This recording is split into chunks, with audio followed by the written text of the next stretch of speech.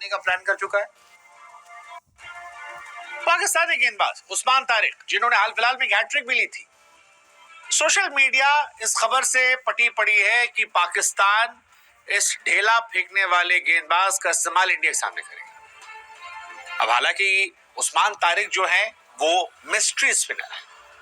Mystery spinner अपने आप में एक रोचक शब्द है और गेंदबाजी बड़ी रोचक होती है, लेकिन वो मिस्ट्री स्पिनर जिसने कुछ समय पहले हैट्रिक ली हो और फिलहाल वो डगआउट की शोभा बढ़ा रहा और बार बार शोभा बढ़ा रहा, उसको लेकर बाजार ये गर्म है कि पाकिस्तान इस बात से डरा हुआ है कि जो वो शक करते हैं वो आईसीसी की नजरों में ना आए, इसलिए उनको रेस्ट करा रखा है और इस हथियार का इस्तेमाल इंडिया के सामने किया जाएगा, क्योंकि जायज तरीके से इंडिया से वो जीत नहीं सकते।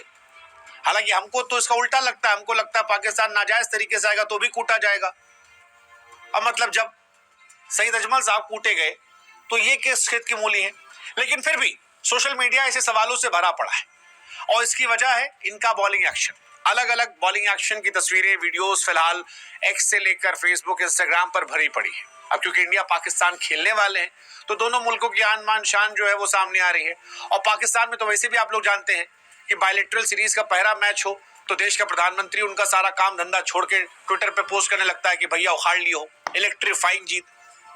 मतलब हमने तो आज तक कहीं जीवन में देखा नहीं था कि किसी मुल्क का राष्ट्राध्यक्ष, प्रधानमंत्री, राष्ट्रपति बायलैटरल सीरीज में 20 रन से जीते हुए मैच में, बी टीम के खिलाफ खेले गए मैच में जीत को इलेक्ट्रीफाइंग बताए, वो भी तब जब उसको खुद पता हो कि सामने वाली टीम में कप्तान नहीं खेल रहा, उनके प्रमुख गेंदबाज नहीं खेल रहे, आधे खिलाड़ी जो है वो घर बैठे हैं। 20 रन से जीत में, लेकिन पाकिस्तान में कुछ भी हो सकता है और यही कुछ भी डरा रहा है इस गेंदबाज को लेकर। ये गेंदबाज चर्चा में इसलिए भी हैं क्योंकि स्टैट्स अच्छे रहे, हैट्रिक ली थी और क्रिकेट की दुनिया में खासतौर पर टी20 फॉर्मेट में अगर कोई भी गेंदबाज हैट्रिक लेता है तो उस पर दुनिया की निगाहें चली जाती है। लेकिन उसके बाद इनका डिसअपियर होना, ये पाकिस्तान में प्रधानमंत्री के बदलने ज्यादा तेज है। 2 सीरीज लगातार हो गई है क्योंकि इन्हें बैठा दिया गया और यही 2 सीरीज को लेकर सवाल उठ रहा है कि क्या इंडिया वर्सेस पाकिस्तान से पहले आईसीसी के कैमरों से छिपाने के लिए इन जनाब को छिपा दिया गया है। हालांकि खबर इतनी वायरल हो गई कि अगर ढेला फेंकेंगे तो इंडिया वर्सेस पाकिस्तान मैच में अपने आप उठ जाएगा, नहीं भी उठेगा तो अब जितने अंपायर होंगे उनके दिमाग में हमने ठूस दिया है कि बाबू सुन लो, ये ढेला फेंकने वाला है। अंपायर भी ना सुने तो जितने खिलाड़ी हैं वो तो वीडियो देखते ही हमारा, वो बता देंगे कि भाई साहब ये ढेला फेंक रहा था, इसको देखना, इसका एक्शन देखना, कहीं चक तो नहीं कर रहा। और ये बेचारा खुद प्रेशर में आ जाएगा क्योंकि इतना ढेला ढेला ढेला ढेला ढेला हो गया है कि बेचारा चाहेगा कि ढेला ना फेंके। और आधी कहानी तो बुद्धि की होती है। आपको याद होगा स्टीवा और गांगुली कहानी। स्टीवा सख्त थे, गांगुली ने जानबूझ के देर किया था ताकि इनका ध्यान जो है गुस्से चला जाए। गुस्से चला जाएगा तो मैच के फैसलों पर असर पड़ेगा और उसका असर हुआ कि इंडिया ने फॉलो ऑन के बाद उनको पटक दिया था। तो इंडिया भी ये कर रही है। लेकिन फिलहाल कहानी ये, क्या वाकई में ढेला फेंकते हैं? और अगर ये रिपोर्ट किए जाएंगे तो क्या ये बैन हो जाएंगे? क्रिकेट की दुनिया बैन हुए हैं, मुरलीधरन जैसा गेंदबाज जो है वो बैन हुआ है, लंबे समय तक बैन हुआ है। सईद अजमल, उनका करियर इसी चक्कर में बर्बाद हो गया कि एक्शन चेंज करना पड़ा।